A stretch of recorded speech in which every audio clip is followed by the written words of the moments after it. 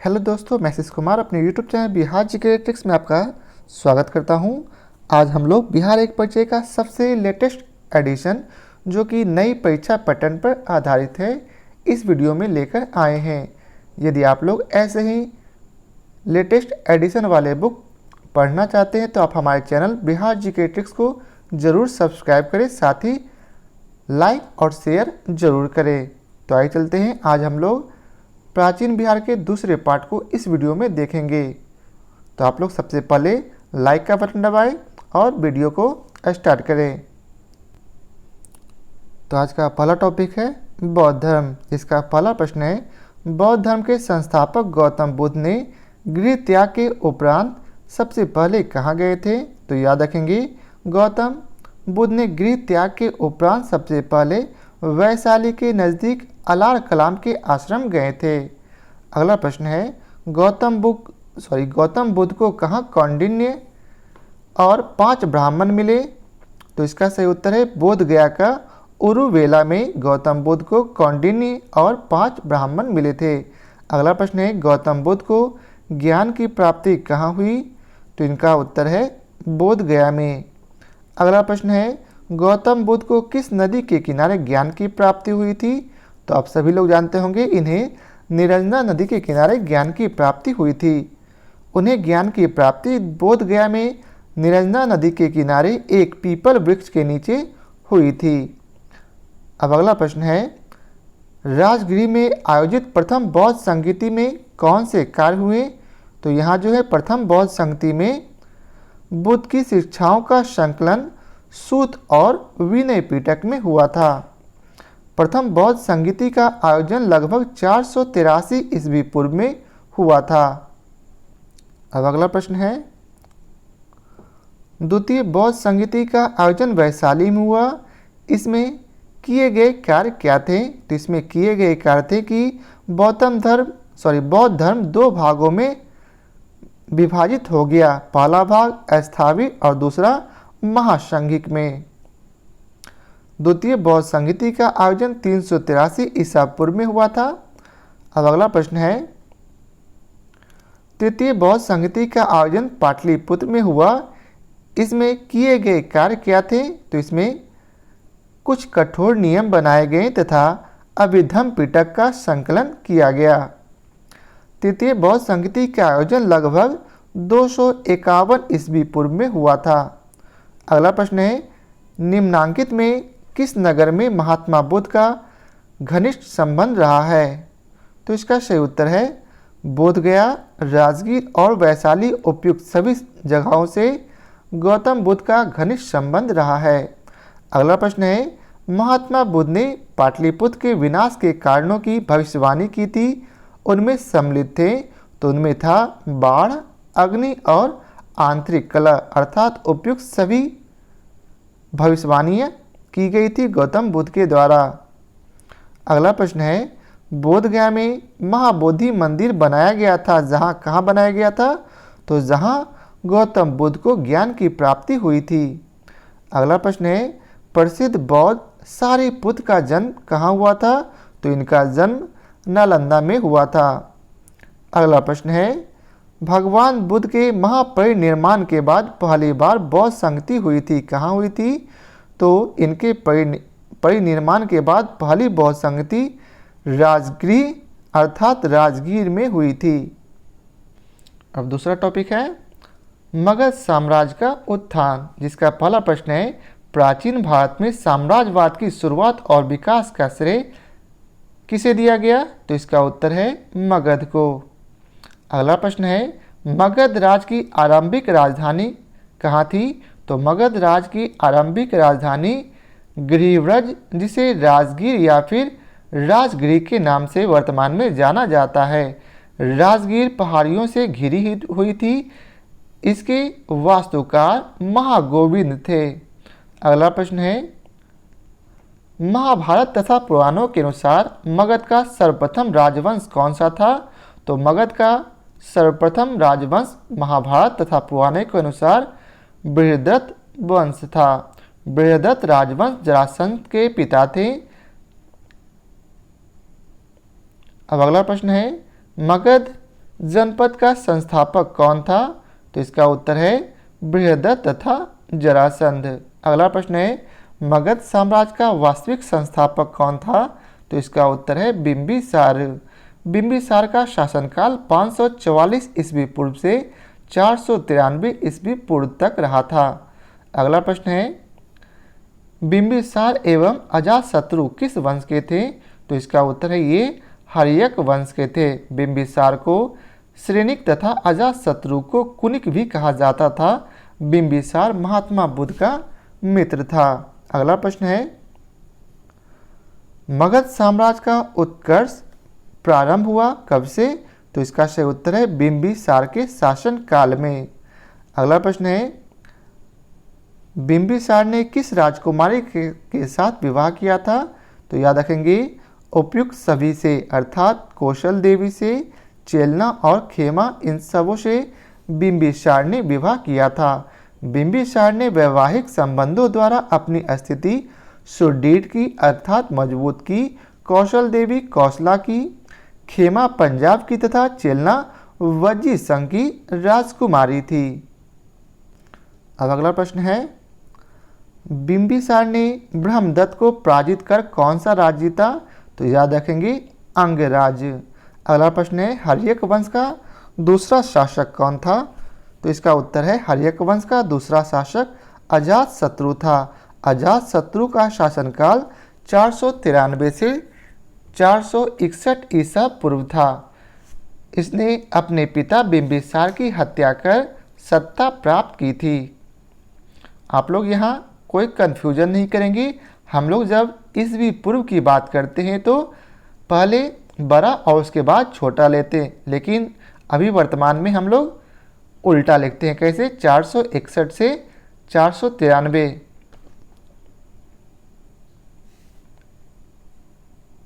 अब अगला प्रश्न है राजगीर में दुर्ग तथा स्तूप की स्थापना मगध के किस शासक ने की थी? तो इसका सही उत्तर है अजातशत्रु ने। अगला प्रश्न है वज्जी संघ के लिच्छवियों को पराजित करने वाला मगध का शासक कौन था? तो याद रखेंगे अजातशत्रु। अगला प्रश्न है अजातशत्रु के साथ प्रेम संबंध के लिए चर्चित नर्तकी आम्रपाली कहाँ की थी? तो यह जो है वैशाली की थी। अगला प्रश्न है अजातशत्रु ने किस राज्य के साथ युद्ध में प्रथम बार रत्मूसल तथा महाशिला कंटक नामक हथियारों का प्रयोग किया? तो याद रखेंगे लिच्छवी के साथ। अगला प्रश्न है प्रथम मगध साम्राज्य का उत्कर्ष किस शताब्दी में हुआ था? तो इसका सही उत्तर है ईसा पूर्व 6ठी शताब्दी में। अगला प्रश्न है पाटलिपुत्र नगर की स्थापना किस शासक ने की थी? याद रखेंगे उदयन ने। अजातशत्रु के बाद उदयन मगध की गद्दी पर बैठा था। उसे उदयभद्र भी कहा जाता है। किसे? उदयन को। अगला प्रश्न है किस राजा ने पाटलिपुत्र को सर्वप्रथम मगध की राजधानी बनाया? तो याद रखेंगे उदयन ने। अब अगला प्रश्न है हर्यक वंश का अंतिम शासक कौन था? याद रखेंगे हर्यक वंश का अंतिम शासक नागदशक था। अगला प्रश्न है हर्यक वंश के उपरांत मगध पर किस वंश की सत्ता स्थापित हुई? याद रखेंगे शिशुनाग वंश की। शिशुनाग वंश का संस्थापक शिशुनाग था। अगला प्रश्न है सर्वप्रथम मगध के किस शासक ने गिरिव्रज अर्थात राजगीर के अतिरिक्त वैशाली को भी अपनी राजधानी बनाया? तो किसने? शिशुनाग ने। अगला प्रश्न है किस शासक ने पाटलिपुत्र को पुनः राजधानी बनाया तथा तब से मगध साम्राज्य की राजधानी पाटलिपुत्र ही रही? तो इसका सही उत्तर है कालाशोक ने। कालाशोक को काकवर्ण भी कहा जाता है। अगला प्रश्न है द्वितीय बौद्ध संगीति का आयोजन किसके शासनकाल में हुआ? याद रखेंगे कालाशोक के शासनकाल में। अगला प्रश्न है द्वितीय बौद्ध संगीति का आयोजन कहाँ हुआ था? तो इसका सही उत्तर है वैशाली में। द्वितीय बौद्ध संगीति या फिर समिति का आयोजन 383 ईस्वी पूर्व में हुआ था। अगला प्रश्न है द्वितीय बौद्ध संगीति की अध्यक्षता किसने की? तो याद रखेंगे साबक मीर ने। किसने? साबक मीर ने। अगला प्रश्न है नंद वंश का संस्थापक कौन था? तो याद रखेंगे नंद वंश का संस्थापक महापद्म नंद था। झा एवं श्री मालिक की पुस्तक प्राचीन भारत में नंद वंश का संस्थापक महानंदिन को बताया गया है। अगला प्रश्न है, मगध के किस शासक को कली का अंश, परशुराम अवतार, क्षत्रियों का नाशक, सर्वत्र त्रांतक, एक छत्र एवं एक राट कहा गया है? तो इसका सही उत्तर है महापद्म नंद को। यह नंदवंश का सर्वाधिक प्रतापी शासक था। अगला प्रश्न है, नंदवंश का अंतिम शासक कौन था? तो नंदवंश का अंतिम शासक धनानंद था। अब अगला प्रश्न है, प्रथम बौद्ध संहति का आयोजन किसके शासनकाल में हुआ? याद रखेंगे अजातशत्रु के शासनकाल में। इसका आयोजन लगभग 483 ईस्वी पूर्व में हुआ था। अगला प्रश्न है, प्रथम बौद्ध संहति का आयोजन कहाँ हुआ था? याद रखेंगे राजगृह में। अगला प्रश्न है, प्रथम बौद्ध संहति की अध्यक्षता किसने की? तो इसका सही उत्तर है महाकश्यप ने। किसने प्रथम बौद्ध संहति की अध्यक्षता की? महाकश्यप ने। अगला प्रश्न है, मगध साम्राज्य में कलिंग का विलय सबसे पहले किसने किया? तो इसका उत्तर है महापद्म नंद ने। किसने? महापद्म नंद ने। अगला प्रश्न है, निम्नलिखित में से मगध का कौन सा राजा सिकंदर महान का समकालीन था? याद रखेंगे धनानंद। सिकंदर के आक्रमण के समय मगध का शासक धनानंद था। अगला प्रश्न है, निम्नलिखित में किस राजा ने पाटलिपुत्र को बसाया था? तो इसका सही उत्तर है उदयन ने। किसने? उदयन। अगला प्रश्न है, मगध के शासक अजातशत्रु ने किसके आक्रमणों के प्रतिरोध में गंगा और सोन के संगम पर अवस्थित पाटली ग्राम को सुरक्षित तथा किलों को सुसज्जित किया, जो आगे चलकर पाटलिपुत्र नगर बना? तो किसने किया? तो वैशाली के वजियों के कारण। अब अगला प्रश्न है, मौर्य साम्राज्य। तो आइए चलते हैं मौर्य साम्राज्य से सभी प्रश्नों को देखते हैं, जिसका पहला प्रश्न है, मौर्य साम्राज्य का संस्थापक कौन था? याद रखेंगे मौर्य साम्राज्य का संस्थापक चंद्रगुप्त थे। कौन? चंद्रगुप्त मौर्य।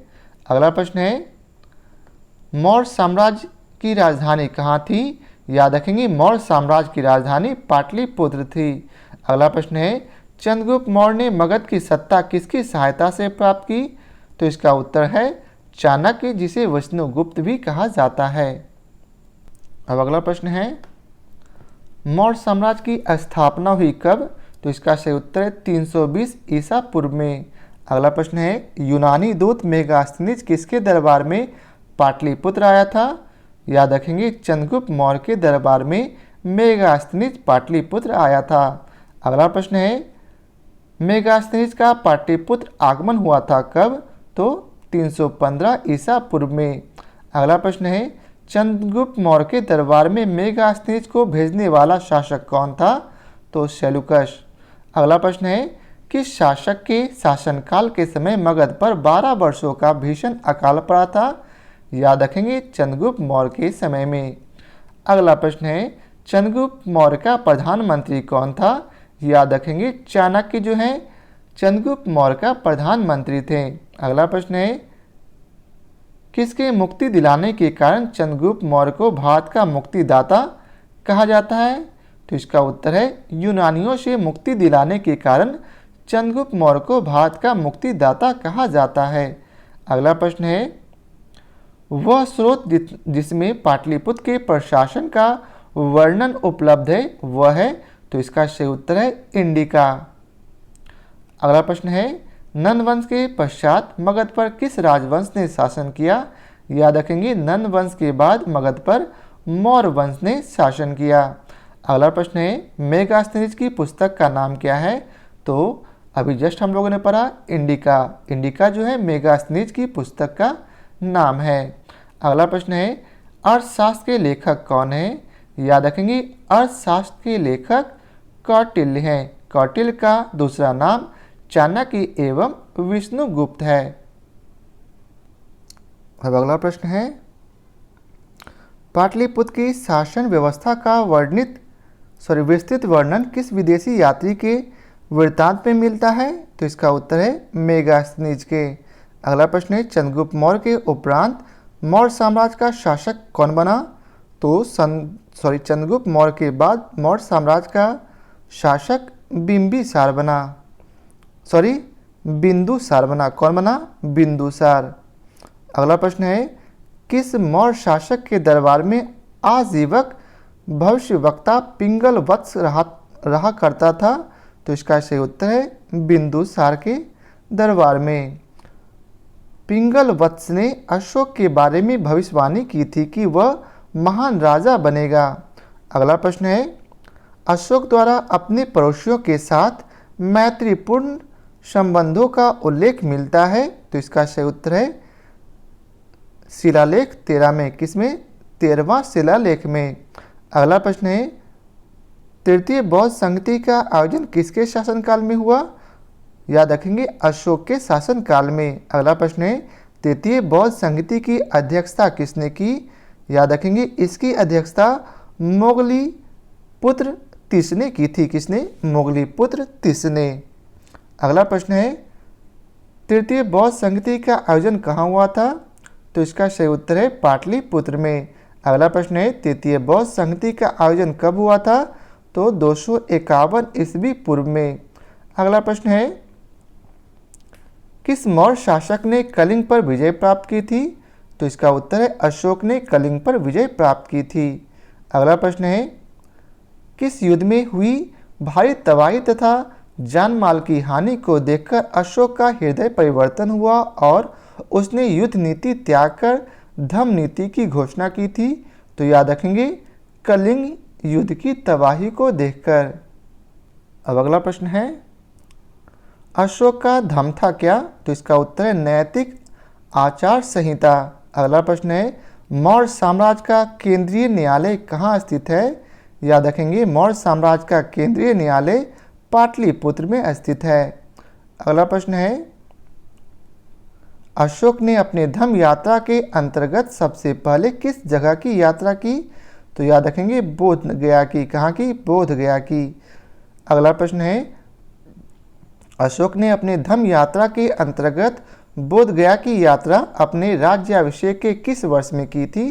तो 10वें वर्ष में। किस वर्ष में? 10वें वर्ष में।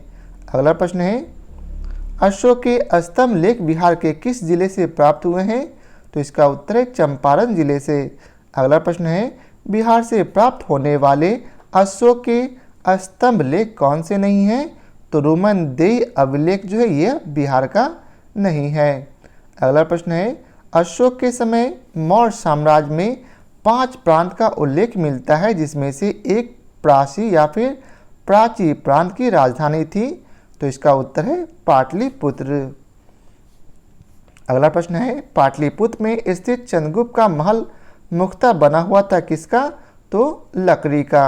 अगला प्रश्न है, चंद्रगुप्त मौर्य का राजप्रसाद स्थित था? तो इसका उत्तर है कुम्हरार पटना में। कुम्हरार से 80 स्तंभों वाला मौर्यकालीन सभागार या फिर राजमहल का अवशेष मिला है।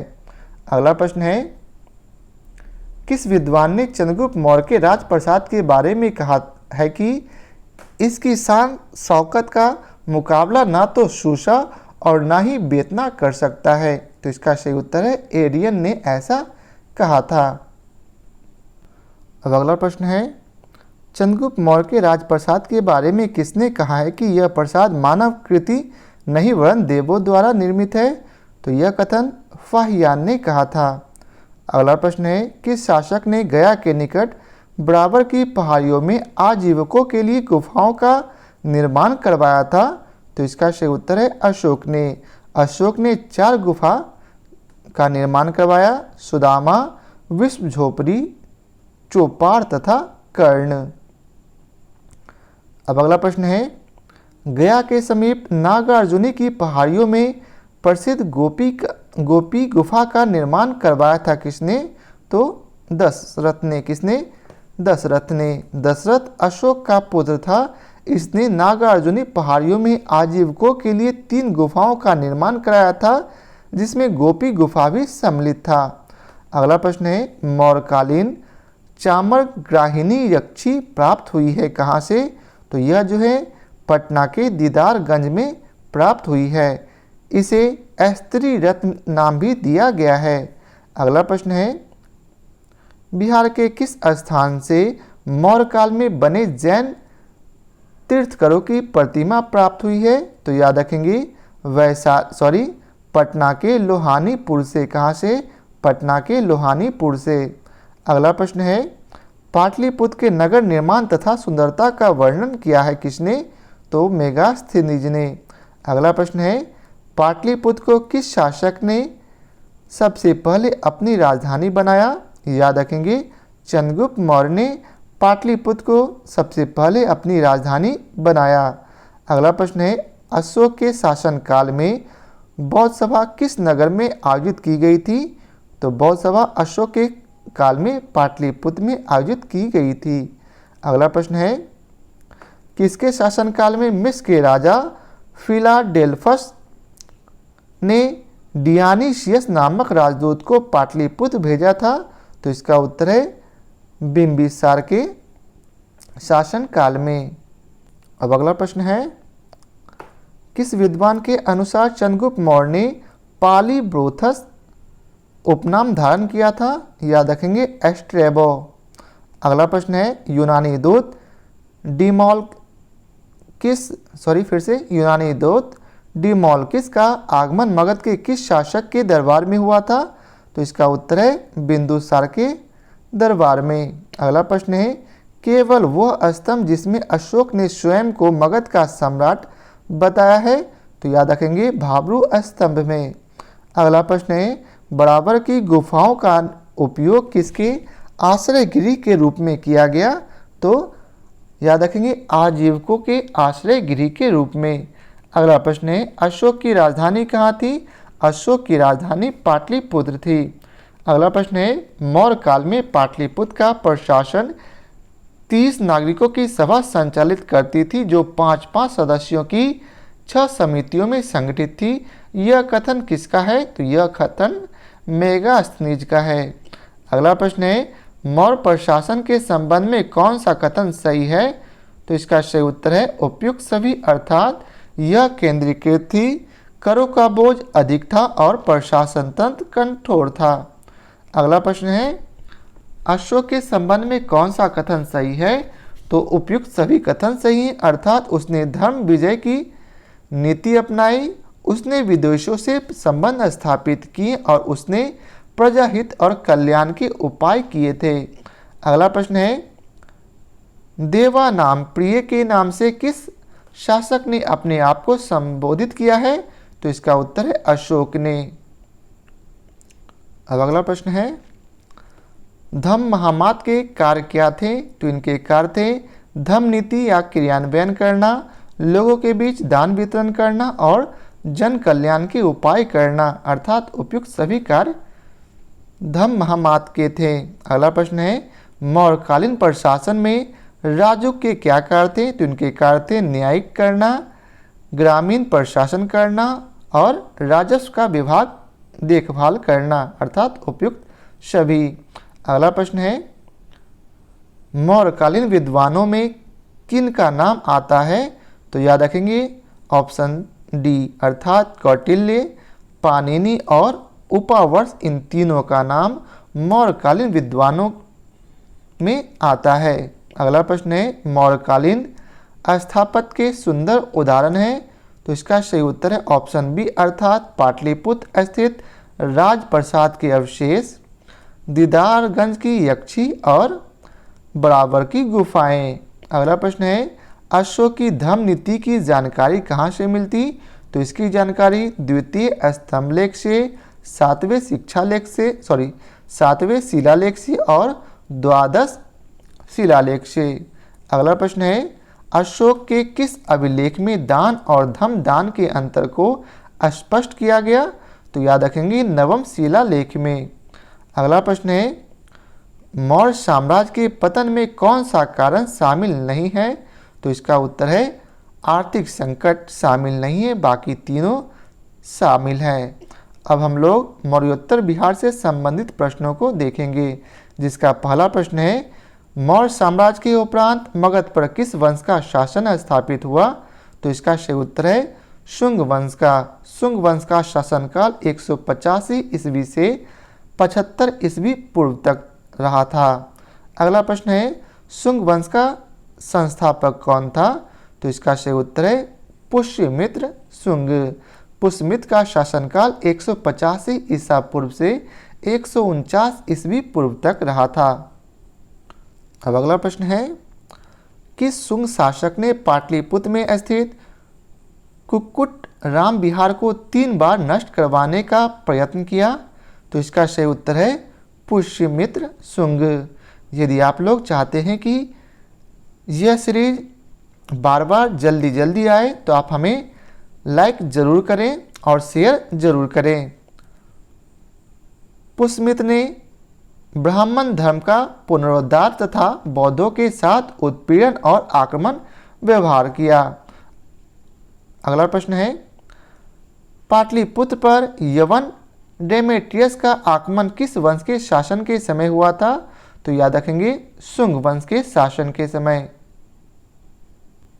अब अगला प्रश्न है पाटलिपुत्र पर डेमेट्रियस का आगमन कब हुआ था?